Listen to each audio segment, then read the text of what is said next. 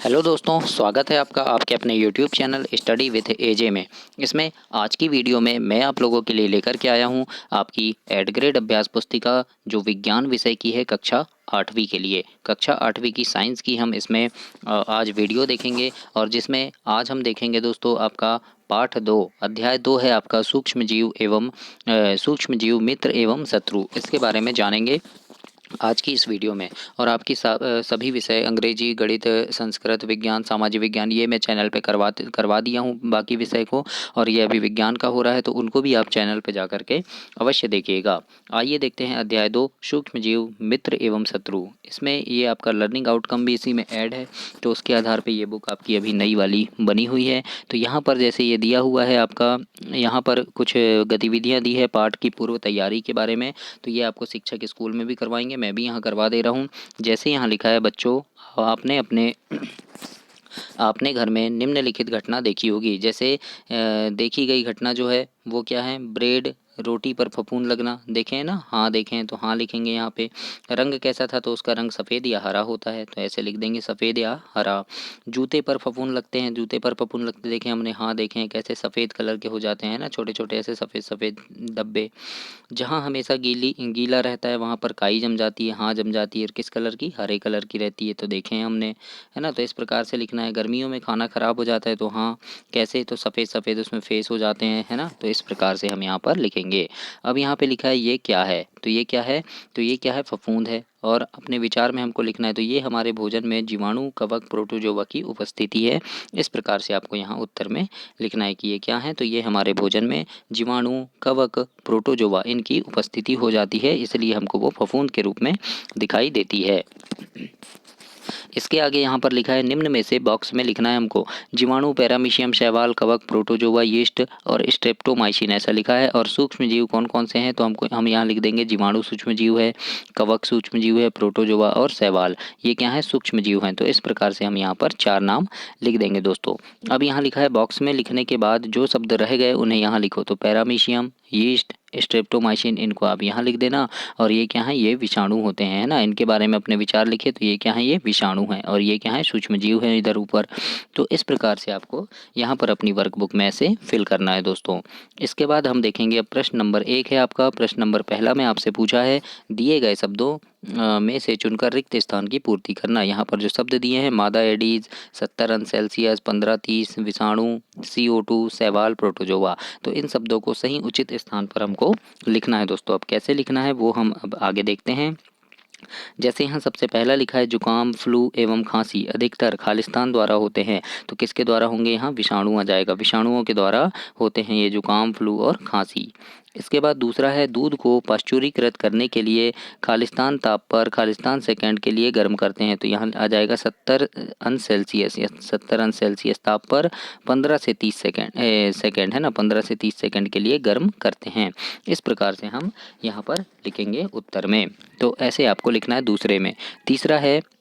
तीसरे में लिखा है यीस्ट तीव्रता से जनन करके श्वसन के दौरान खालिस्तान उत्पादित करते हैं। तो यहाँ आ जाएगा दोस्तों CO2, है ना। CO2 लिख देंगे आप, कार्बन डाइऑक्साइड। चौथा में है सूक्ष्म जीवों को मुख्यतः जीवाणु, कवक और खालिस्तान तथा खालिस्तान वर्ग में रखते हैं। तो शैवाल तथा प्रोटोजोआ वर्ग में बांटा गया है। इस प्रकार से आप यहाँ पर लिखेंगे। और अगला है पांचवा कि डेंगू के वायरस का वाहक खालिस्तान मच्छर है। तो मादा एडीज या मादा एनाफिलीज मच्छर जो होते हैं वो क्या करते हैं, डेंगू। तो डेंगू से किससे फैलता है, मादा एडीज से। तो याद रखिएगा मादा एडीज मच्छर है। तो इस प्रकार से आपका पहला पाठ समाप्त हुआ। दोस्तों आपकी जो परीक्षा होती है वार्षिक परीक्षा, तो वार्षिक परीक्षा के पहले मैं इस चैनल पे अभ्यास प्रश्नों की वीडियोस डालता हूँ। अभ्यास प्रश्न लेकर के आता हूँ जिसमें आपके द्वारा पढ़े गए पूरे जो पाठ होते हैं जितने हिंदी, अंग्रेजी, गणित, अंग्रेजी, संस्कृत, विज्ञान, सामाजिक विज्ञान, इन सभी पाठ के जो महत्वपूर्ण प्रश्नोत्तर रहते हैं जो परीक्षा में आने वाले रहते हैं, वेरी इंपॉर्टेंट प्रश्न, तो उनकी एक वीडियो बनाता हूँ कि ये प्रश्न आपकी परीक्षा में आ सकते हैं। तो उन सारी वीडियो को देखने के लिए और वो वीडियो आपको समय पर मिल सके, उन सारी चीज़ों को जानने के लिए आप चैनल को सब्सक्राइब करना, ताकि जैसे ही मैं वो वीडियो डालूँ आप तक वीडियो पहुंच सके और आप उन्हें पढ़कर बहुत अच्छे नंबरों से पास हो सकें। आइए देखते हैं इसके आगे प्रश्न नंबर दूसरा है, जिसमें लिखना है हमको सही विकल्प के आगे हमें सही का निशान लगाना है। जैसे यहाँ लिखा है पहला कि एक बर्तन में मैदा, थोड़ी सी चीनी, एक चुटकी यीस्ट पाउडर मिलाकर गूंथ लें। 2 घंटे बाद यीस्ट के जनन व श्वसन के कारण क्या हो जाएगा, तो आटा फूल जाता है। याद रखिएगा क्या होता है, आटा फूल जाता है। ये बी नंबर आपका इसमें सही आंसर हो जाएगा। इसके बाद दूसरा है एड्स किसी संक्रमित व्यक्ति से दूसरे व्यक्ति में किसके जरिए फैलता है। तो ये फैलता है दोस्तों पीड़ित के द्वारा रक्तदान करने से, है ना। भोजन करने से नहीं फैलता, कंधे का प्रयोग करने से नहीं फैलता, मच्छर के काटने से भी नहीं फैलता, लेकिन रक्तदान अगर आप कर दोगे तो उससे फैल जाएगा। तो याद रखना बी नंबर इसमें आपका सही आंसर होगा। आगे देखते हैं तीसरा पूछा है इसी में आपका कि जैम, जेली एवं स्क्वैक्स का परीक्षण किया जाता है किसके द्वारा। तो इसका परीक्षण चीनी के द्वारा किया जाता है। ए नंबर इसमें सही आंसर होगा, चीनी द्वारा। अगला है नाइट्रोजन चक्र के दौरान वायुमंडल में नाइट्रोजन की मात्रा क्या होती है। तो स्थिर रहती है ना, कोई कम ज़्यादा नहीं होती, स्थिर रहती है। ये सी नंबर आपका इसमें सही आंसर है। चिकन पॉक्स का रोग कारक सूक्ष्म जीव क्या है। तो इसका रोग कारक सूक्ष्म जीव जो है वो विषाणु है। तो बी नंबर इसमें सही आंसर हो जाएगा, विषाणु। आगे देखते हैं यहीं पांचवा पूछा है कि डॉक्टर ने खून की जांच कर मलेरिया से ग्रसित बताया। इसका कारण क्या है, तो मलेरिया क्यों हुआ उसे, मादा एनाफ्लीज मच्छर के कारण हुआ। तो सी नंबर इसमें आपका सही आंसर हो जाएगा। अब हम देखेंगे लघु उत्तरी प्रश्न। अति लघु उत्तरी प्रश्न में प्रश्न नंबर तीसरा है आपका, जंतुओं तथा पौधों में सूक्ष्म जीवों द्वारा होने वाले दो रोगों के नाम लिखिए। तो जंतुओं में लिख देना आप क्षय रोग, खसरा, चिकन पॉक्स और हैजा। और पौधों में क्या होता है, तो नींबू कैंकर, गेहूं की रस्ट, भिंडी की पीत। ये पौधों के रोग है ना। तो जंतुओं के रोग अलग हैं, पौधों के रोग अलग हैं। तो इस प्रकार से आप प्रश्न नंबर तीसरे में लिखेंगे। चौथा प्रश्न है दोस्तों, इसमें चित्र में दिए गए सूक्ष्म जीव का नाम क्या है। तो ये चित्र जो दिया है इसका नाम क्या है, तो इसका नाम है अमीबा। तो यहाँ लिख दीजिएगा आप अमीबा।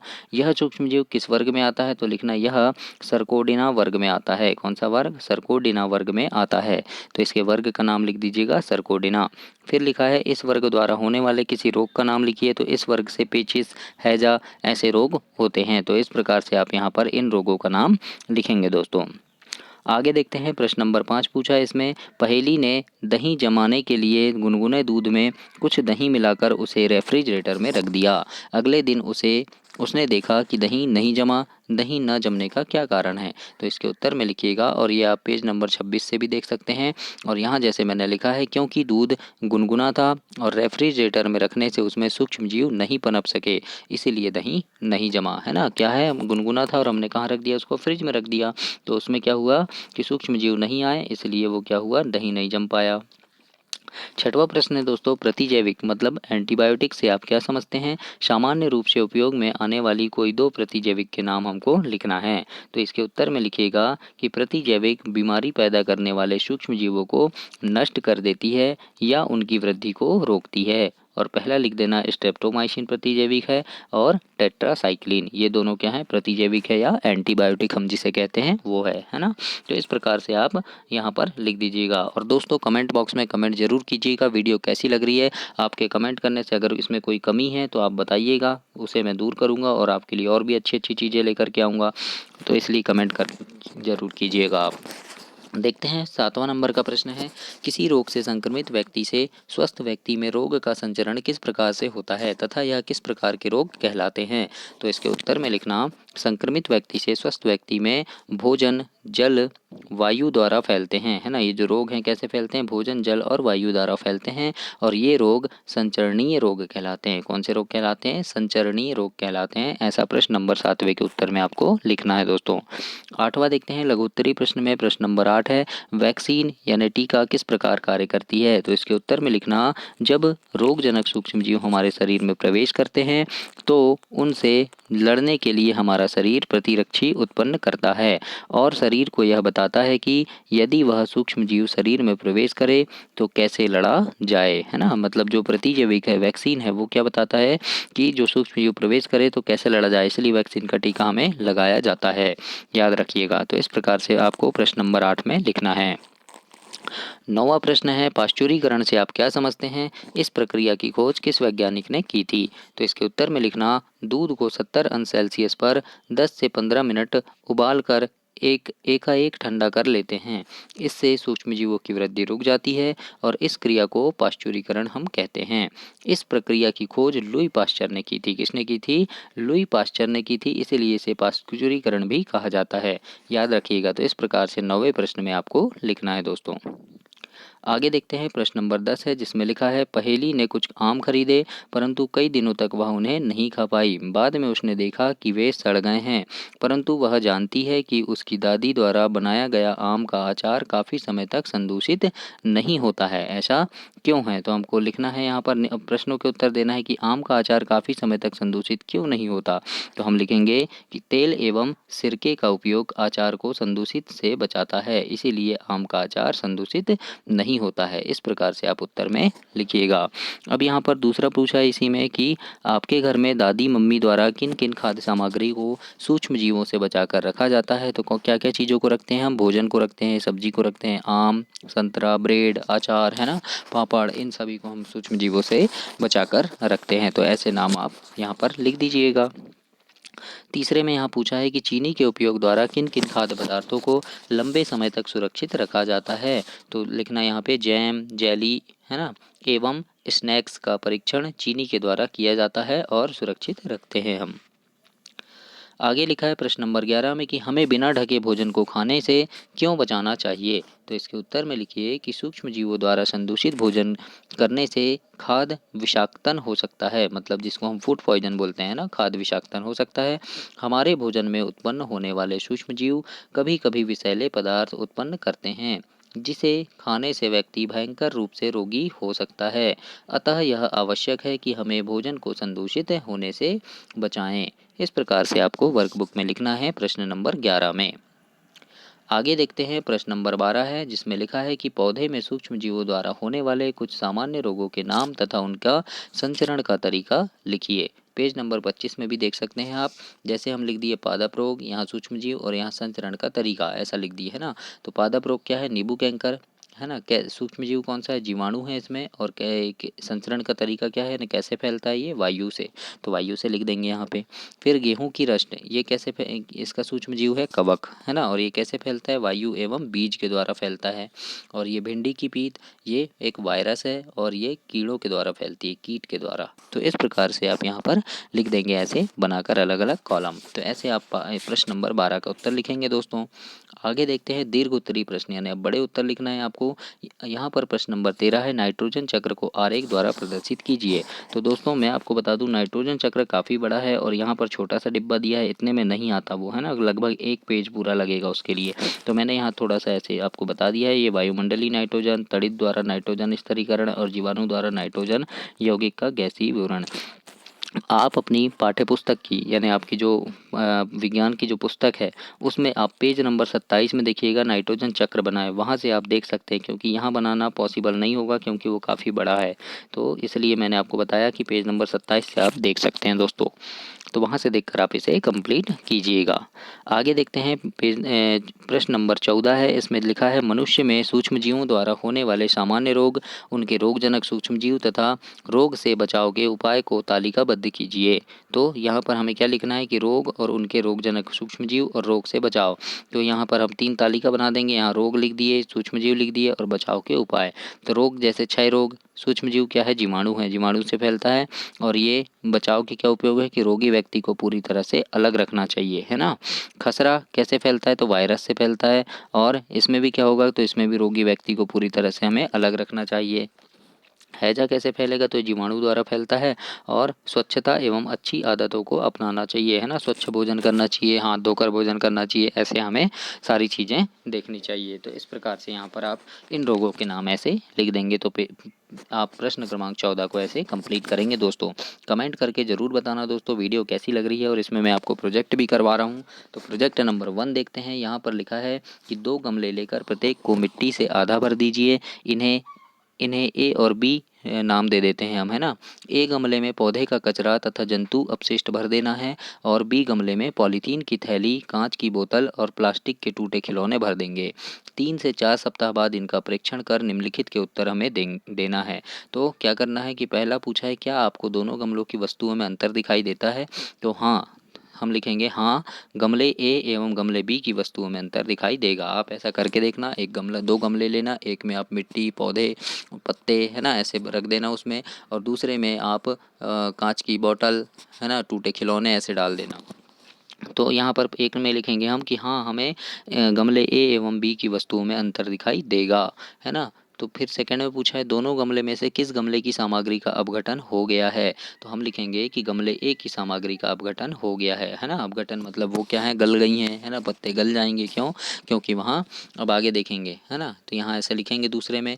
तीसरा है सामग्री के अपघटन का क्या कारण है। तो अब हम यहाँ लिखेंगे कि गमला ए में पौधे का कचरा जंतु अपशिष्ट होने से सूक्ष्म जीवों की उपस्थिति होगी, मतलब वहाँ सूक्ष्म जीव आ जाएंगे, जिससे उस सामग्री का अपघटन होगा। इस प्रकार से हम लिखेंगे। और यहाँ लिखा है फिर पाँचवें में, चौथे में, जिस गमले की सामग्री का अपघटन नहीं हुआ उसके क्या कारण है। तो उसका कारण क्या है कि यहाँ लिखेंगे गमले बी की वस्तुओं में सूक्ष्म जीवों का संचरण नहीं हो पाया है, इसलिए उनका अपघटन नहीं हुआ है ना, यानी सूक्ष्म जीव उसमें उपस्थित नहीं हो पाते, इसलिए उसका अपघटन नहीं हो पाता। तो इस प्रकार से लिखेंगे आप चौथे में। पांचवा देखते हैं, लिखा है जिस गमले की सामग्री का अपघटन हो गया है उसके क्या उपयोग हैं। तो उत्तर में लिखना अपघटन की क्रिया से मृदा में ह्यूमस का निर्माण होगा तथा खनिजीकरण होगा, है ना, जिससे भूमि की उर्वरा शक्ति बढ़ेगी, मतलब भूमि क्या होगी, अच्छी फसल पैदा करेगी। तो इस प्रकार से हम पांचवे में लिखेंगे। तो ऐसे आपको लिखना है दोस्तों। इसके आगे अब हम देखते हैं प्रोजेक्ट 2। दूसरे प्रोजेक्ट में अ नंबर में दिया है आपको, आप अपने दैनिक जीवन में जिन डिब्बा बंद या पैकेट बंद भोज्य पदार्थों का उपयोग करते हैं उन सामग्रियों के पैकेट्स का सूक्ष्म अवलोकन कर तालिका को पूर्ण करना है। अब क्या क्या अवलोकन करना है। तो भोज्य पदार्थ के पैकेट का नाम, है ना, कौन सा भोज्य पदार्थ है, पैकेट का निर्माण दिनांक, है ना, मतलब कब बना है, पैकेट की समाप्ति तिथि मतलब उसकी एक्सपायरी डेट, और भोज्य पदार्थ में उपयोगी संघटक के नाम, क्या क्या उपयोग हुए हैं उसमें, और भोज्य पदार्थ में उपयोगी परिरक्षक का नाम लिखना है ना। तो अब यहाँ देखेंगे हम, जैसे हमने लिख दिया चिप्स, है ना, चिप्स हमने लिया, पैकेट निर्माण का दिनांक हमने लिख दिया यहाँ पे 18/3/2021। हमने एक चिप्स का पैकेट खरीदा, उसमें लिखा था 18/3/2021 को बना है। समाप्ति दिनांक लिख दिया हमने 4/7/2022। और भोज्य पदार्थ में उपयोगी संघटक क्या है, वसा है, और नाइट्रोजन इसमें उपस्थित है। और इसमें क्या है, उपयोगी परिरक्षक क्या है, तो इसका परिरक्षक नाइट्रोजन हो जाएगा। तो इस प्रकार से हम लिख दिए। ऐसे ही हमने बेसन का लिख दिए, मैगी का, आटा का, हॉर्लिक्स का, है ना। यहाँ पे डेट लिखेंगे, यहाँ पे समाप्ति तिथि, उसमें क्या पाया जाता है, तो विटामिन पाया जाएगा। और इसका उपयोगी परिरक्षक का नाम क्या है, तो बेंजोइक एसिड इसका परिरक्षक न करता है, मतलब उसको बचाए रखता है, बनाए रखता है। तो ऐसे हम यहाँ पर लिखेंगे। तो इस प्रकार से आप कुछ चीज़ों के नाम यहाँ लिख देंगे दोस्तों अ नंबर के यहाँ पर प्रोजेक्ट में। अब ब नंबर में देखते हैं। ब नंबर में यहाँ लिखा है कि आप अपनी मम्मी दादी से पूछकर पता लगाएं कि वे घर में किन किन भोज्य पदार्थों को लंबे समय तक संग्रहित रखती हैं। तो यहाँ पर उत्तर में लिखना कि अचार या मुरब्बा को लंबे समय तक संग्रहित कर सकते हैं हम, है ना। अचार को रख देते हैं, मुरब्बा रख देते हैं, साल 2 साल तक रखा रह जाता है। इसके बाद दूसरा है, इन भोज्य पदार्थों को संग्रहित करने के लिए वे कौन कौन से तरीके अपनाती हैं। तो लिखना कि सूखे या नमी रहित डिब्बों में बंद करके रखती हैं और धूप में सुखाते हैं, है ना। यह है ना, ऐसे करना चाहिए, हमें धूप में सुखाना चाहिए और सूखे डिब्बे में रखना चाहिए। तो ऐसे लिखना दूसरे में।